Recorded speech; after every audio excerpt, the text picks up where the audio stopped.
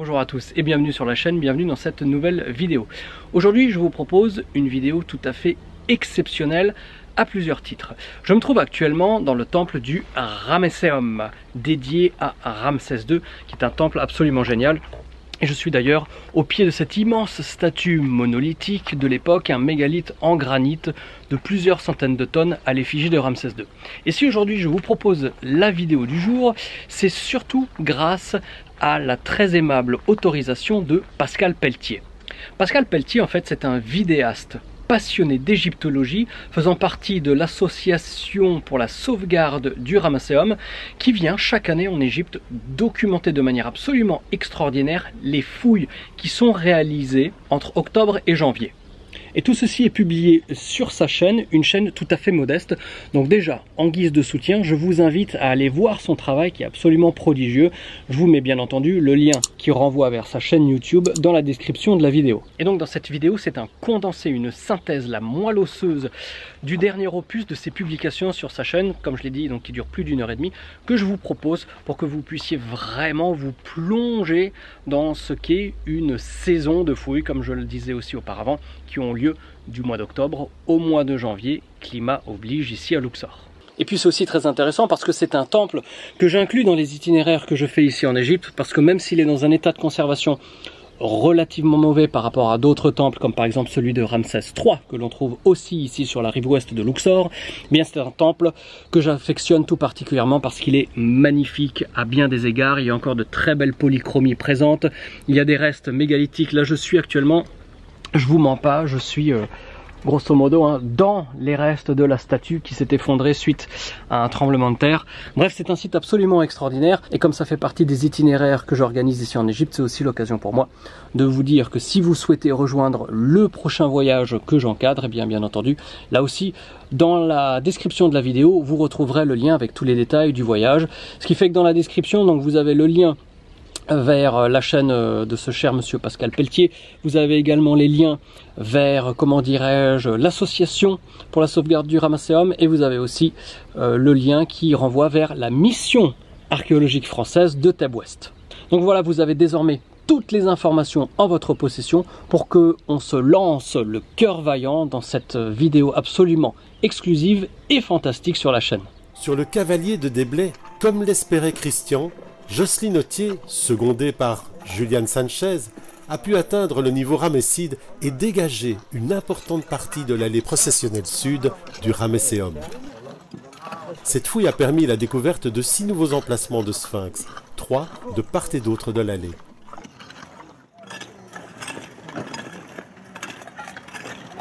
Depuis 2 ans, on retire ces déblais à raison de couches de 40 mètres cubes, alors que la totalité des cavaliers qui entouraient sur 3 côtés le Ramesséum, le volume a été évalué à 20 000 mètres cubes.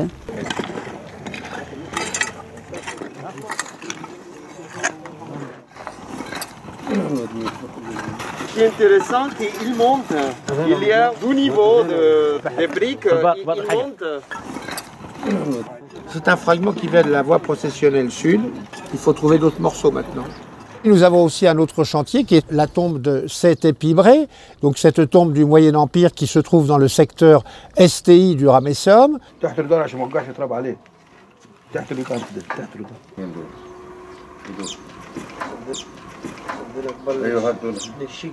Donc ça, c'est un des premiers chantiers que nous avons pu réouvrir cette année et pour lequel nous avons déjà d'ailleurs de beaux résultats.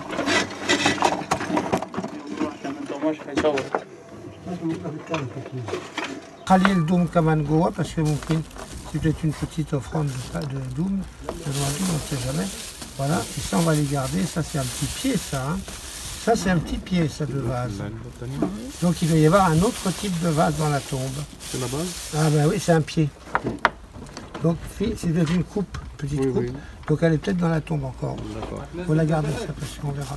Cette année, nous avons donc pu progresser de manière alors absolument nouvelle dans ce qui est la partie souterraine de la tombe, c'est-à-dire un très long corridor qui s'enfonce sous la montagne thébaine, en tout cas sous le piémont de la montagne thébaine, et qui va certainement donc nous livrer évidemment des informations nouvelles sur cette tombe, puisque là, il s'agit d'un secteur de cette sépulture qui n'avait jamais été dégagé.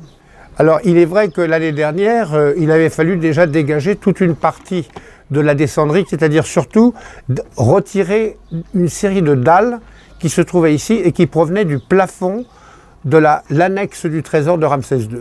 Donc, il y avait 4 dalles qui s'étaient effondrées, et ces 4 dalles ont dû être retirées. Elles pesaient chacune d'ailleurs près de 3,5 tonnes, donc c'était d'énormes dalles. Donc, dans la descendrie, bien sûr, on a pu remettre au jour un petit peu toutes les scènes qui sont peintes sur les parois. Alors des scènes qui sont tout à fait intéressantes parce que ce sont des scènes qui sont relatives aux funérailles de Seth Épibré, où l'on voit bien sûr à la fois depuis le début de la descendrie, eh bien l'arrivée vers la nécropole, évidemment de la momie du personnage qui est accompagnée sur un traîneau. Elle a été posée, on a pu voir un petit peu les scènes qui avaient été masquées. Alors ces scènes, on les retrouve justement sur la paroi sud, où l'on voit toute une série de porteurs d'offrandes qui sont représentés, et de porteuses d'offrandes aussi, parce qu'on a aussi bien des hommes qui sont d'ailleurs avec les chairs rouges, et puis les femmes qui sont représentées avec des chairs jaunes. Donc là, j'ai commencé à faire des assemblages.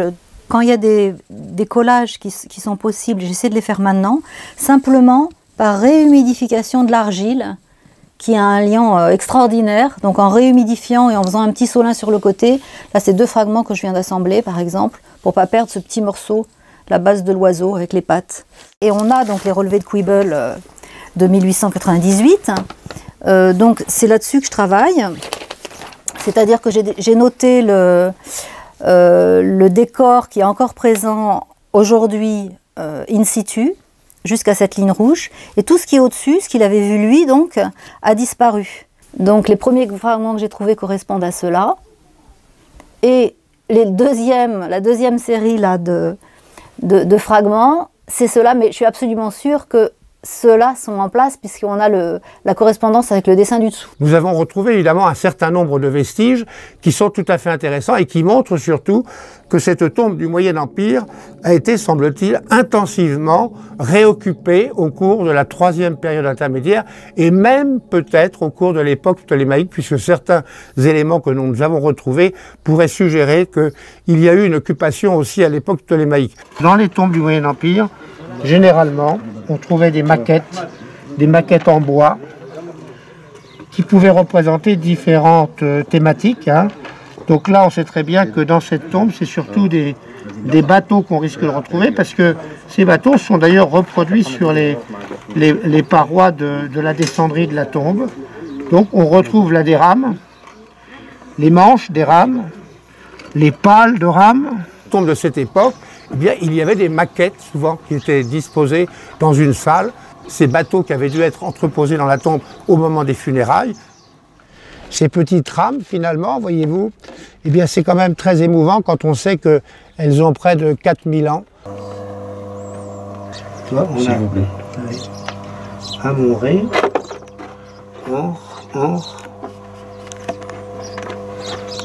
N, F. C'est un F. C'est clair ici. F, Maat. C'est la même ici. C'est le même, oui, c'est le même personnage. C'est le même personnage. Oui, toi, c'est Maat. Ah, c'est marrant, ils sont intéressants. Hein. Imen, Or, F, Maat, Maharikou. Sur cette tombe, finalement, du Moyen Empire, qui semble avoir été réoccupée de manière intensive à la 3e période intermédiaire, d'après tous les objets qui sortent de la fouille et qui nous livrent des noms différents les uns des autres. Donc ce qui montre qu'il y a eu plusieurs défunts qui ont été enterrés dans cette tombe à la 3e période intermédiaire. Il est possible aussi que dans le cheminement de ce corridor, il y ait des puits. Et il est possible aussi que l'on retrouve le puits qui débouche finalement peut-être au niveau du caveau, et dont parle justement Quibble à propos d'une autre tombe qui serait celle de la 13e dynastie et qui appartiendrait éventuellement à un magicien, puisque c'est au fond de ce puits qu'avait été retrouvé un coffre avec tout un ensemble de papyrus, c'était les fameux papyrus du Ramesséum, hein, plus d'une vingtaine de papyrus et des ivoires magiques. Et c'est dans cette tombe donc de la XIIIe dynastie qu'avait été faite cette extraordinaire découverte. Et donc ces pierres reconstituées-là, elles viennent épouser et rencontrer la pierre de Parement ici. Et là, vous voyez donc les restaurateurs qui sont en train de réinterpréter le joint qui va faire la liaison entre la pierre et la dalle de pierre reconstituée. Une fois terminé, donc tel que vous le voyez ici, là, on est prêt à patiner. Il y a une patine de mounas, on appelle une patine de terre, tu vois, qui va être remise sur l'ensemble des surfaces du mur pour redonner une homogénéité à l'ensemble, quoi.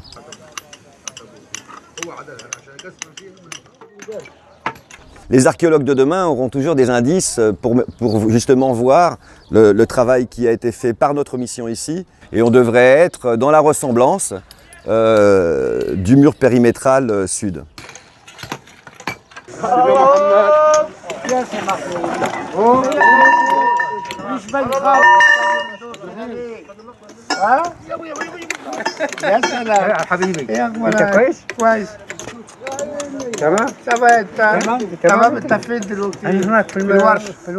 Christian vous en parlerait sûrement mieux que moi, mais ici le pharaon Ramsès II est venu poser la première pierre du temple. Donc en fait nous on est là aujourd'hui derrière le pharaon à reconstruire et à réinterpréter l'angle du temple. On boucle un travail important. La première pierre ici elle a été posée en 2003. Donc vous voyez il nous a fallu des années pour terminer l'ensemble de ce bas-côté sud là. Donc c'est vrai que c'est un geste sympa à partager. Il a été possible aussi, bien sûr, de continuer tout un travail sur le bas-côté sud du temple, un travail de restauration qui va toucher à sa fin d'ailleurs et qui va permettre de pouvoir restituer dans sa totalité tout cet ensemble de salles, de cours qui se trouvaient finalement, qui longeaient la salle hypostyle et qui se prolongeaient jusqu'au sanctuaire du temple. Durant la campagne, il y a eu également une prospection de puits funéraires sur le bas-côté sud du temple, puisque en dehors des travaux de restauration, il a été possible aussi d'ouvrir quelques puits qui avaient été localisés lors de la fouille de ce secteur et qui n'avaient pas été encore prospectés. Et si on le remonte un tout petit peu et qu'on fait ça, ah ben c'est bon, c'est plutôt ça, tu vois ça même. Et le Osiris manque ici. Donc on a à peu près deux charotis qui sont de même dimension avec à la fois le nom, on voit bien l'Osiris, Itnetcher. Itnetcher, donc il est ici aussi, tu vois. Il est un peu plus haut d'ailleurs, hein. Imen. Et puis Or F. Maat.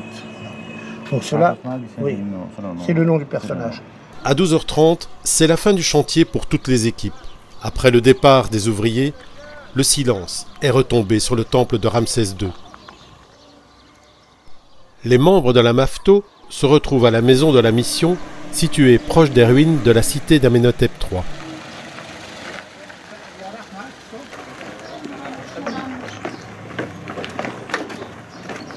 Il y a quelques années, j'avais fait une fouille qui concernait la porte du deuxième pylône du Ramesséum. Cette porte, vous savez, était dominée par une corniche à gorge, bien sûr, sur laquelle reposait tout un ensemble de babouins. Alors ces babouins, nous en avons retrouvé plusieurs, c'est qui nous avait permis d'ailleurs de reconstituer dans un premier temps une corniche, si vous voulez, sur laquelle nous avions pu poser un certain nombre de babouins. Et comme il en restait plusieurs autres, que nous avons retrouvés au cours de cette fouille de la porte du deuxième pylône, eh bien cette année nous avons pu les mettre en présentation dans l'aire muséale du Ramesséum. Donc ce travail est en cours aussi, sera d'ailleurs très beau parce que les 3 babouins que nous avons pu retrouver et remonter finalement avec leurs mains, avec leurs museaux, eh bien donnera finalement dans cette aire muséale une note tout à fait intéressante et complémentaire finalement à la présentation de tous les blocs qui étaient présentés jusque-là. C'est vrai que nous, ici, c'est des gestes qu'on répète, déplacer des gros blocs. Alors là, c'est le geste qui demande un effort important. Et puis sinon, quand le bloc il se déplace, eh ben, il y a Abdelrahim qui est là. Lui, il a l'habitude de chanter dans les mariages en général. Et là, il vient nous faire il fait une improvisation, en fait, où en fait, il anime le geste. Il implique dans le geste les gars qui travaillent avec lui, les gars qui sont dans le village d'à côté. C'est des chants du quotidien, quoi. Improvisé. Donc on se trouve ici au niveau du Palais Royal. On est en train de terminer une tranche de chantier qui a été menée pendant deux années, au moins sur ces bases de colonnes. tels que vous les voyez là, donc ils sont terminés. Pour certains blocs, ils étaient abîmés, vous voyez, là on a eu des reprises d'enduit.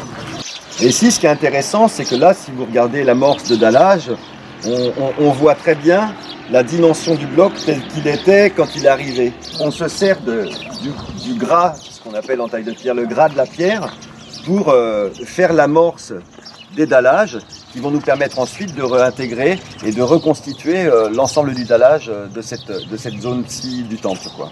Voyez-vous, on voit encore les vestiges de la table d'offrande et face au roi devait se trouver un personnage qui était celui qui faisait la dédicace au roi de ses offrandes alimentaires.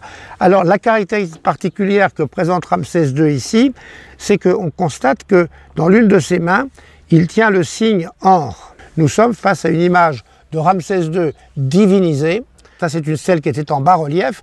Il y a une très grande finesse de la sculpture et puis aussi des détails concernant le costume du roi, avec un pagne blanc, voyez-vous, un pagne assez long. Et puis alors ce devanteau d'orfèvrerie, où l'on voit d'ailleurs une tête de guépard ou de léopard juste accrochée au niveau de la ceinture. Alors ça, c'est un document de l'époque ramesside, bien sûr, de l'époque du règne de Ramsès II. Donc j'ai beaucoup d'émotions arrivées au Ramesséum après presque 10 ans.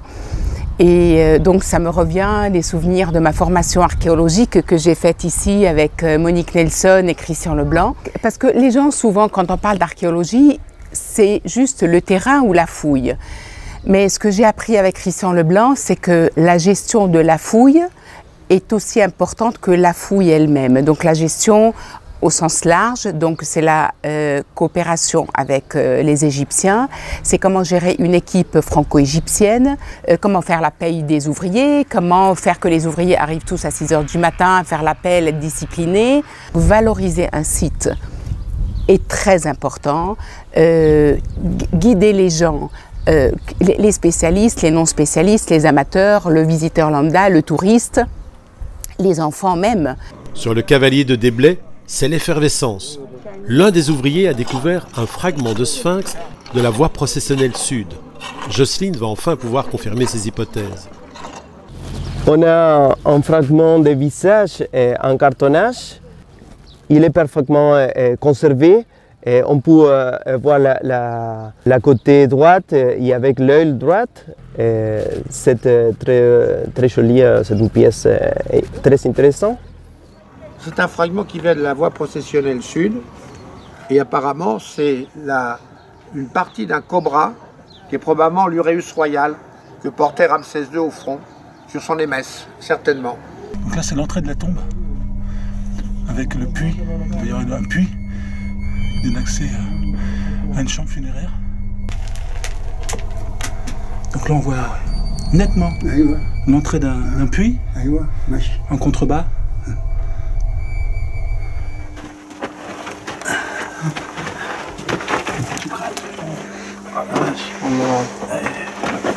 Impeccable, bah dis donc. Magnifique. J'aurais pas pensé faire ça. Très belle expérience, grâce à Mohamed. Michel et André vont explorer la tombe de Séhété-Pibré afin notamment d'évaluer la quantité d'ossements qu'elle recèle. On voit des choses de des os là.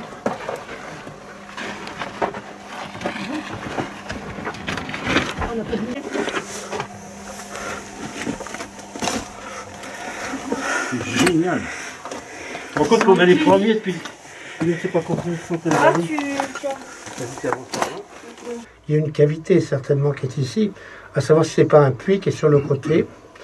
Et lorsque les profanateurs auraient pénétré dans ce puits, peut-être qu'ils auraient rejeté vers l'extérieur un petit peu les ossements et puis un tas de choses qu'ils n'ont pas pris avec eux, quoi, voilà. Alors aujourd'hui, eh bien, nous nous apercevons que ni dans la descendrie, ni dans le corridor, nous avons trace de cette tombe du magicien de la XIIIe dynastie. Alors, il est probable maintenant que cette tombe du magicien ne fasse qu'une avec le puits qui a été creusé pour recevoir la tombe de Séhété-Pibré à la XIIe dynastie, donc qui se trouve dans la chambre terminale de la tombe. Voilà les amis, j'espère que la vidéo vous a plu.